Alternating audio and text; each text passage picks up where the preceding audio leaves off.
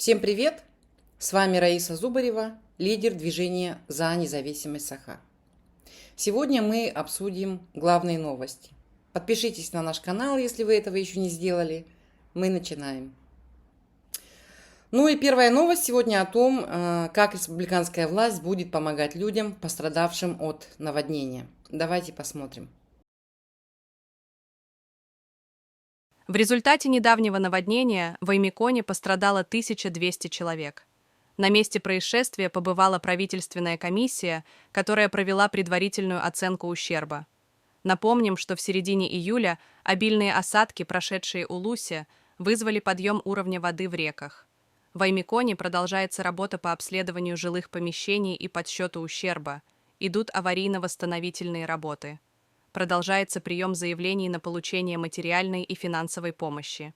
По заявлениям правительства республики на текущем этапе пострадавшим выделят по 10 тысяч рублей.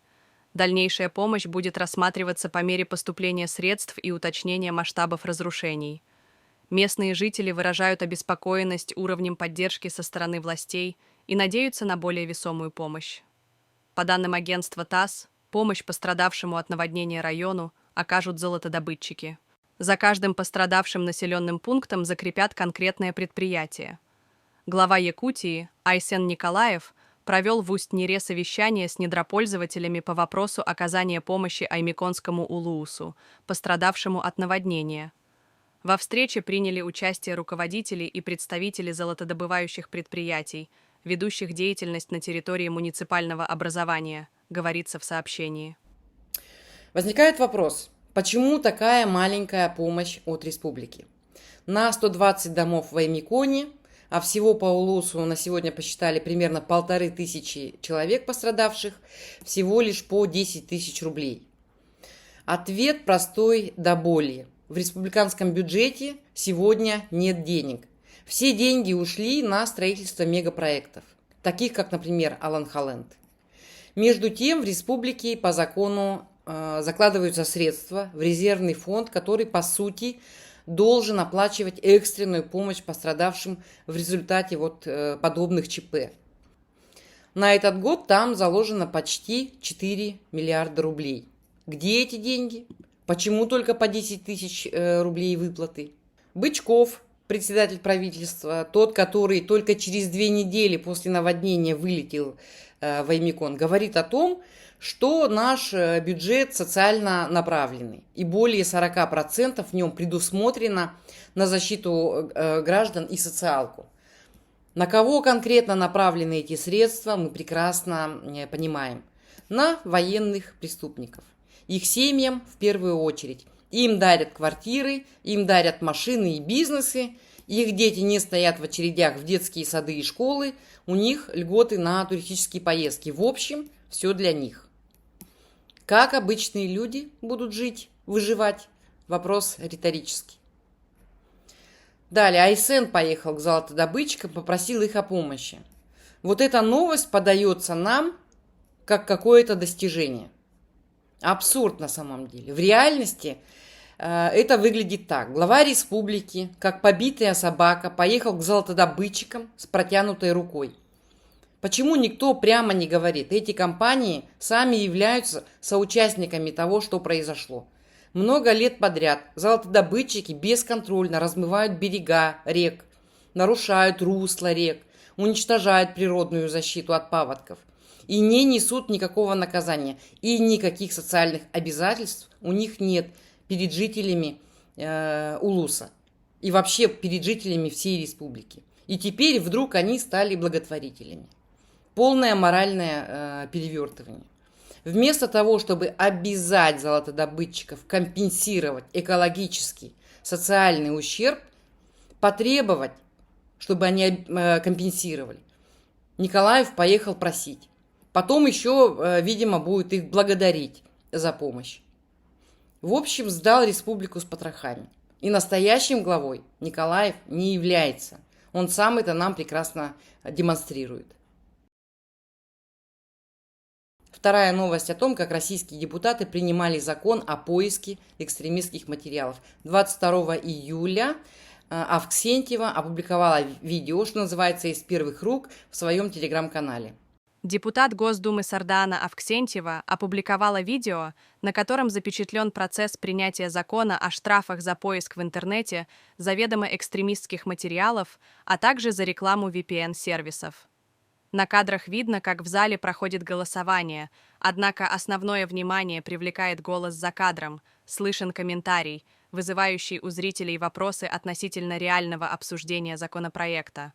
Но 268 депутатов проголосовали за то, чтобы все-таки в третьем чтении эти штрафы за поиск, умышленный поиск экстремистских материалов и использование VPN, ну вот он остался в повестке, поэтому... Вопрос нашей повестки, три чтения. Пожалуйста, включите режим голосования. За, коллеги, за! Внимательно, коллеги, за!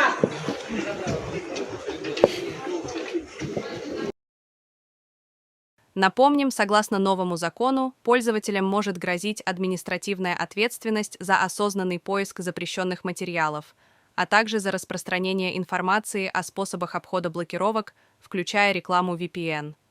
Закон уже вызвал волну критики среди правозащитников и IT-экспертов. Они указывают на опасность размытых формулировок и риски уголовного преследования для абсолютно всех жителей России, включая Z-патриотов, и доступа к информации в России. Депутаты опять работают в режиме бешеного принтера, это во-первых.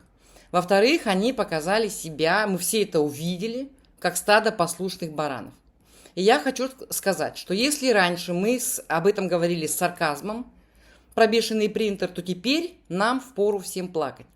Потому что теперь этот принтер больше похож на мясорубку. Поэтому у меня вопрос к жителям Республики Саха.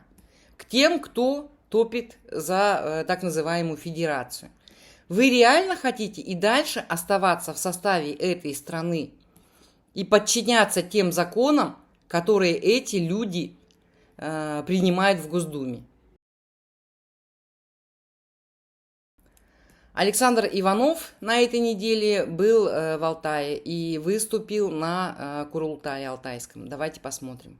В Алтае состоялось знаковое событие – Народный Курултай, на котором объединились голоса коренных народов Сибири и Севера. Впервые в нем принял участие якутский депутат Александр Иванов, выступив с поддержкой требований жителей Республики Алтай. Речь депутата на Курултае была такой же однозначной, как и его выступление в парламенте Республики Саха. Москва колонизировала наши республики, русская община бесчинствует, наши народы не должны бояться и тем более опускать руки. Мы с вами по корням, по истории, тысячелетия, по нашим предкам мы с вами братья. Братья нам хакасы, братья нам долганы, братья нам тувинцы, братья нам татары, башкорты, чуваши, киргизы, азербайджанцы, туркмены, узбеки, казахи, турки, кумыки, карачаевцы. Нас очень много. Нас 200 миллионов человек. Когда к нам кто-то приходит и говорит, кто бы он ни был, какой бы национальности он ни был, какой бы вероисповедания он ни был, но если он приходит и отнимает у меня земли, горы, реки, заставляет забыть мой язык, мои традиции, то он мой враг. Последние законы, которые принимаются в нашем федеральном центре, начиная с закона о собаках и заканчивая муниципальным законом, то, что они принимают, и много шагов, то, что они делали, они целенаправленно идут то ли на развал, то ли на уничтожение того, что у нас есть. Это начало диалога между народами, которые сталкиваются с общими вызовами, угрозами республиканскому статусу, разрушением местного самоуправления, экологическими проблемами и потерей контроля над родной землей. Все действительно так. Москва колонизировала наши республики и запустила почти везде своих опричников, русскую общину. Слова и Александра Иванова, и Аруна Алтай, алтайской активистки, это голоса огромного количества людей, которым годами затыкали рот. То, что Иванов поддержал требования жителей Алтая, это первый реальный акт политической солидарности между республиками. Мы видим, как федеральная власть методично разрушает все, что делало нас субъектами, а не объектами. И сейчас под большим вопросом наши республиканские статусы. Быстрыми темпами уничтожается местное самоуправление. Наши земли отданы сырьевым корпорациям, оккупационному бизнесу. Наша экология находится в руинах. Это полномасштабная оккупация наших земель. Политическая, культурная и экономическая.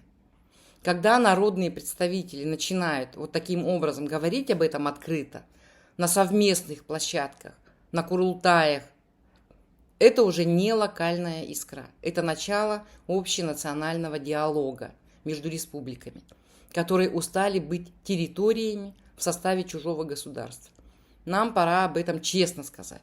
Если республика – это просто вывеска без прав, и если федерация обозначает диктат из Москвы, если земля принадлежит не нам, а Москве и ее корпорациям, то какой смысл оставаться в составе этой федерации? Все, что мы сегодня видим в отношении национальных республик и регионов со стороны Кремля, это прямое продолжение имперской логики. Хочется надеяться, что смелость Александра Иванова и Аруна Алтай не станет исключением, и что за ними последуют другие. И это уже будет тогда не протест, а сбор политических сил. Всем добра!